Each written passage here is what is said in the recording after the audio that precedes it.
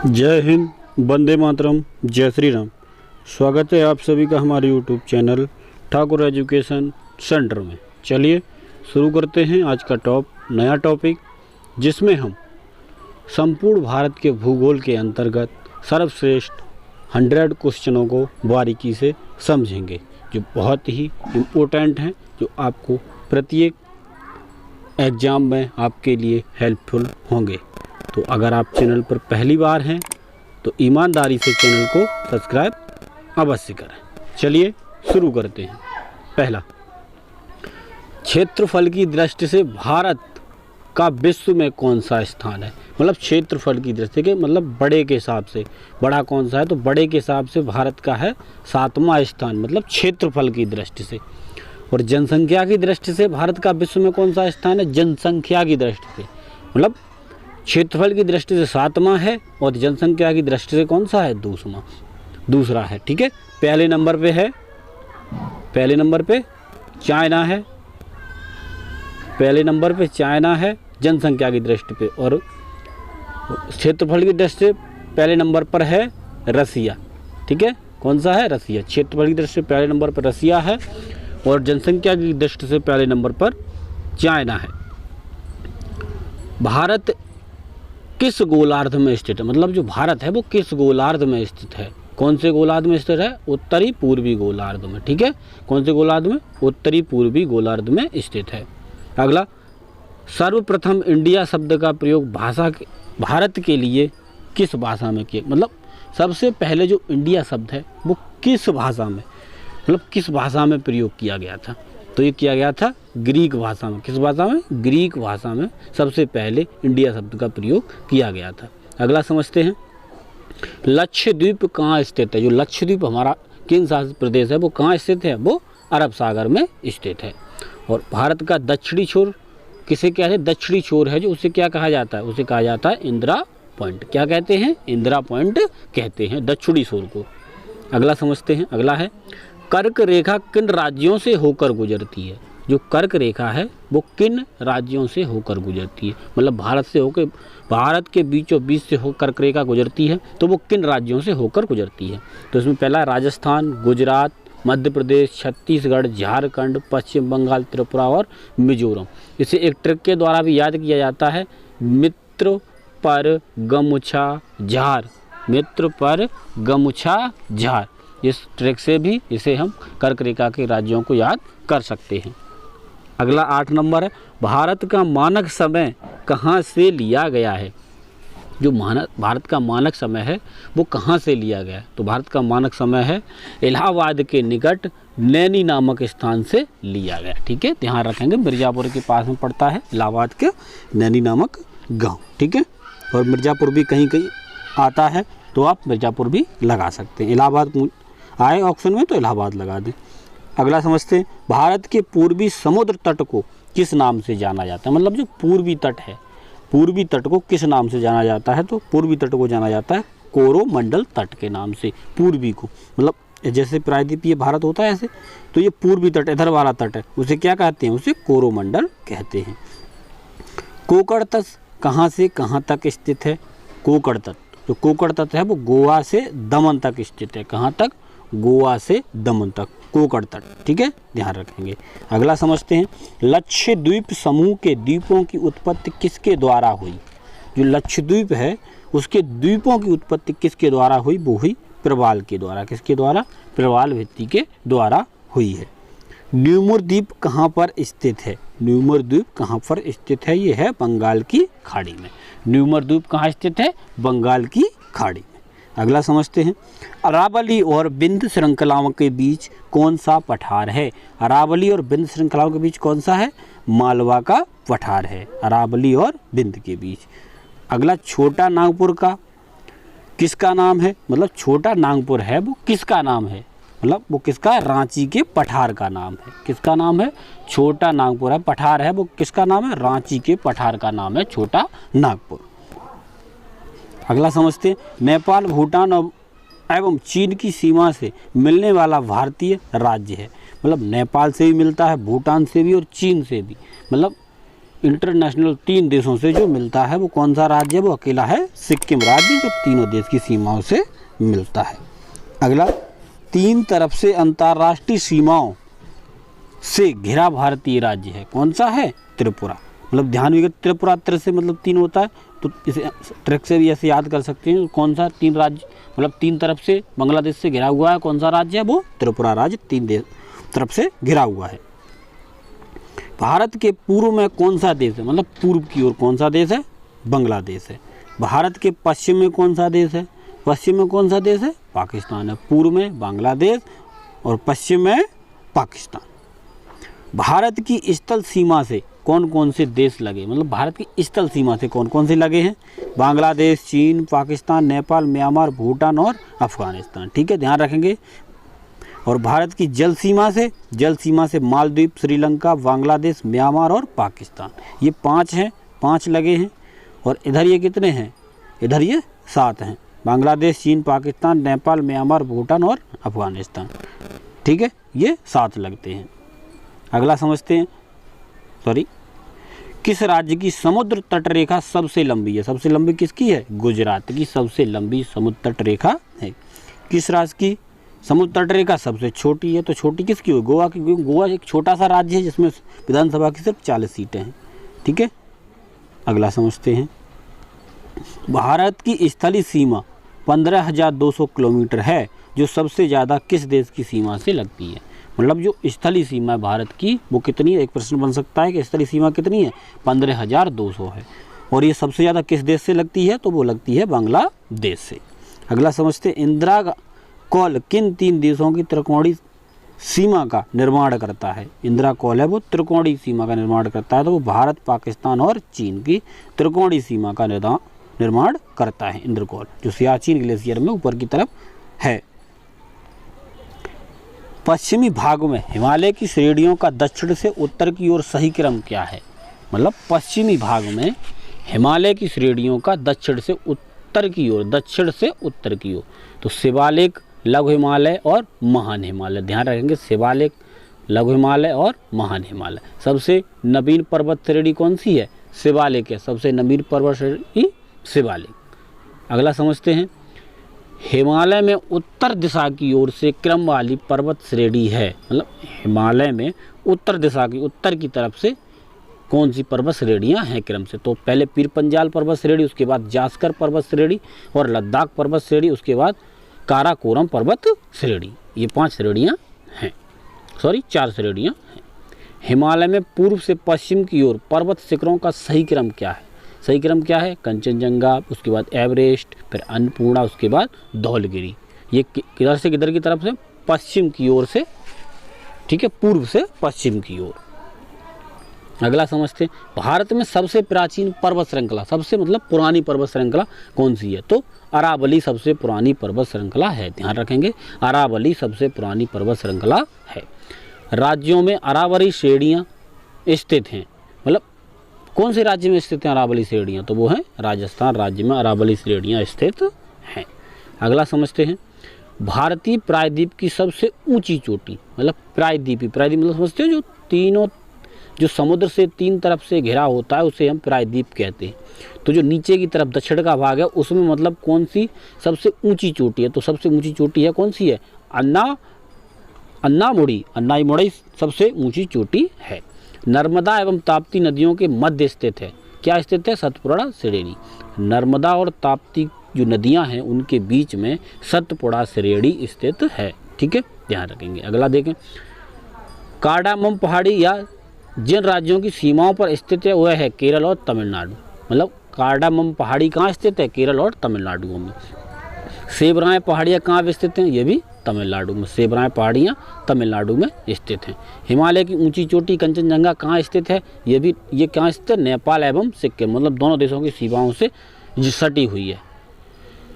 नंदा देवी चोटी कहाँ? ये गढ़वाल हिमालय का भाग है। जो नंदा देवी है वो गढ़वाल हिमालय में पाई जाती है। लिपुलेख दर्रा कहाँ स्थित है? ये उत्तराखंड में। लिपुलेख दर्रा उत्तराखंड में। और लेह जाने का रास्ता जोजिला दर्रा से है। जो लेह जाने के लिए रास्ता होता है वो जोजिला दर्रा से है। और नाथुला दर्रा कहाँ स्थित है? ये नाथुला दर्रा सिक्किम में स्थित है। ठीक है, वर्ष 2006 के लगभग में भारत और चीन के बीच व्यापार बढ़ाने के लिए पुनः खोला गया। कौन सा खोला गया? नाथुला दर्रा पुनः खोल दिया गया था व्यापार बढ़ाने के लिए, ठीक है, 2006 में। जोजिला पहाड़ी कहाँ है? मतलब जोजिला पहाड़ी दर्रा वो जम्मू कश्मीर में है। कहाँ स्थित है? या जोजिला दर्रा समझो आप, तो जोजिला दर्रा कहाँ है? जम्मू कश्मीर में। बनिहाल दर्रा ये भी जम्मू कश्मीर में, ठीक है। जोजिला और बनिहाल दर्रा कहाँ है? जम्मू कश्मीर में। अगला समझते हैं, हिमालय प्रदेश में अवस्थित है। क्या अवस्थित है? सिपला दर्रा कहाँ स्थित है? हिमालय प्रदेश में, ठीक है, हिमाचल प्रदेश में क्या स्थित है? सिपला दर्रा। रोहतांग दर्रा कहाँ स्थित है? ये भी हिमाचल प्रदेश में। रोहतांग और सिपला दर्रा हिमाचल प्रदेश में स्थित है। भारत का वह द्वीप जिसका उद्गम ज्वालामुखी से है, कहाँ पे ज्वालामुखी है? तो वो है बैरन द्वीप पर। मतलब ये समझ सकते हैं आप, भारत में एक ज्वालामुखी है जो जारी रहता है, मतलब संक्रिय ज्वालामुखी है, वो कहाँ पर है? बैरन द्वीप पर है, ठीक है, ध्यान रखिए। सबसे अधिक जिले हैं कहाँ हैं? उत्तर प्रदेश में। सबसे अधिक जिले उत्तर प्रदेश में। वो जनजाति दिवाली को शोक का त्यौहार मनाती है, मतलब जो दिवाली को शोक के रूप में मनाती है वो कौन सी जाति है? वो थारू जनजाति है। थारू लोगों का निवास कहाँ है? उत्तर प्रदेश में। थारू लोग कहाँ निवास करते हैं? उत्तर प्रदेश में निवास करते हैं। भारत की सबसे बड़ी जनजाति है, कौन सी जनजाति है? भील जनजाति। और टोंडा जनजाति है जो निवास करती है, टोडा जनजाति कहाँ निवास करती है? नीलगिरी की पहाड़ियों में, टोडा नीलगिरी की पहाड़ियों में। और भारत में सबसे ज़्यादा प्रजाति कौन सी है? तो भील प्रजाति सबसे ज़्यादा है, ठीक है। कौन सी प्रजाति सबसे ज़्यादा है? भील प्रजाति। बांग्लादेश में गंगा नदी को क्या पुकारा जाता है? पद्मा के नाम से, मतलब बांग्लादेश में पद्मा। और सुंदरबन डेल्टा का निर्माण करने वाली नदियाँ कौन सी हैं? गंगा और ब्रह्मपुत्र। गंगा और ब्रह्मपुत्र के मिलान से सुंदरबन डेल्टा का निर्माण हुआ है। बेतवा नदी मिलती है कहाँ? यमुना से। गंगा की वह सहायक नदी उत्तरवाहिनी जो कौन सी है? मतलब उत्तरवाहिनी है नदी जो कौन सी उत्तरवाहिनी है? वो है सोन नदी उत्तरवाहिनी है। अगला समझते हैं, मानस नदी सहायक नदी है किसकी है? ब्रह्मपुत्र की। मानस नदी किसकी सहायक नदी है? ब्रह्मपुत्र की। ब्रह्मपुत्र नदी तिब्बत में जानी जाती है, मतलब तिब्बत में किस नाम से जानी जाती है? तो सांगपो नाम से जानी जाती है ब्रह्मपुत्र नदी तिब्बत में, ठीक है, ध्यान रखेंगे। अगला देखें, कावेरी नदी किस राज्यों से होकर गुजरती है? मतलब किन किन राज्यों से होकर गुजरती है? कर्नाटक, केरल और तमिलनाडु राज्यों से कावेरी नदी गुजरती है। दक्षिण की गंगा किसे कहा जाता है? दक्षिण की गंगा कहा जाता है गोदावरी नदी को दक्षिण की गंगा कहते हैं। अगला समझते हैं, उत्तर प्रदेश एवं मध्य प्रदेश राज्य में संयुक्त राजघाट नदी घाटी परियोजना लागू की गई है, वह स्थित है। मतलब उत्तर प्रदेश एवं मध्य प्रदेश में संयुक्त रूप से एक राजघाट नदी पर घाटी परियोजना लागू की गई है, वो स्थित है। कहाँ स्थित है? वो बेतवा नदी पर स्थित है, ठीक है।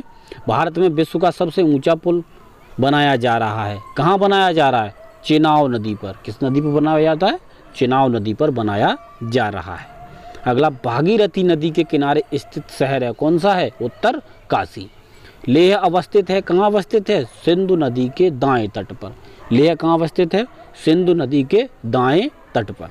आगे समझते हैं, लुधियाना अवस्थित है, तो लुधियाना कहाँ है? सतलज नदी के तट पर। सतलज नदी के तट पर लुधियाना अवस्थित है। हैदराबाद अवस्थित है, हैदरा कहाँ अवस्थित है?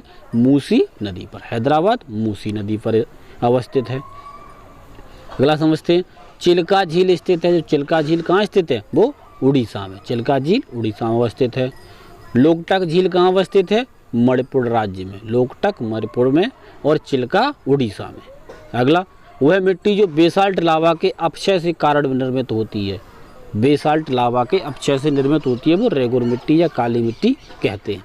रेगुर का नाम है काली मिट्टी, मतलब रेगुर को काली मिट्टी भी कहते हैं। मृदा अपरदन रोका जा सकता है किससे? वृक्षारोपण करके। हम मतलब मृदा का कटाव, मिट्टी का कटाव कैसे रोक सकते हैं? वनारोपण करके या वृक्षों को लगाकर। भोजपत्र वृक्ष मिलता है, भोजपत्र वृक्ष कहाँ मिलता है? हिमालय में। अगला समझते हैं, सरदार सरोवर बांध कहाँ बनाया जा रहा है? तो वो नर्मदा नदी के तट पर बनाया जा रहा है।